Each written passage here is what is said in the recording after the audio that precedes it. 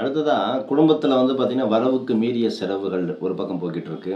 மறைந்து அந்த செலவுகள்லாம் விரையெல்லாம் குறைஞ்சு, பண கஷ்டம்லாம் நீங்கி, சேமிப்பு உயரணும் அப்டின்னா, பக்கத்தில இருக்கக்கூடிய முருகன் கோவில், அதாவது வள்ளி தெய்வானைன்னு இருக்கக்கூடிய முருகனுக்கு வந்து பார்த்தீங்கன்னா, 9 செவ்வாய்க்கிழமை நெய்தீபம் ஏற்றி வழிபடும் பொழுது, உங்களுக்கு அந்த விரயமானது குறையும்.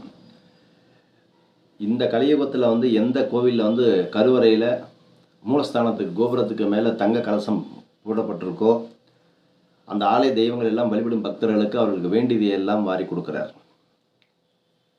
பொதுவா வந்து பார்த்தீங்கன்னா, இந்த மனித உடல்ல வந்து பார்த்தீங்கன்னா இந்த பசுவினுடைய உடல்ல தேவர்களும், மும்மூர்த்திகளும், நவக்கிரகங்களும் வாசம் செய்வதனால பசுவுக்கு தினமும் வந்து பார்த்தீங்கன்னா, உணவு அகத்திக்கீரை குடுத்து வந்தோம் அப்டின்னா, பூர்வ ஜென்ம சாபம் விலகுது. பித்தர்களுடைய சாபம் விலகுது. சனிக்கிழமை குடுத்தீங்க அப்டின்னா, சனி தோஷம் நிவர்த்தி ஆகுது. ஞாயிற்றுக்கிழமை மாலை ராகு காலத்தில குடுத்தீங்க அப்டின்னா, அந்த கோர்ட்டு கேஸ் சம்மந்தப்பட்ட பிரச்சனைகள் எல்லாம் நிவர்த்தி ஆகுது. இத தொடர்ந்து செய்யுங்க. இந்த பிரச்சனை உங்களுக்கு தீர்றத கண்கூட பார்க்கலாம்.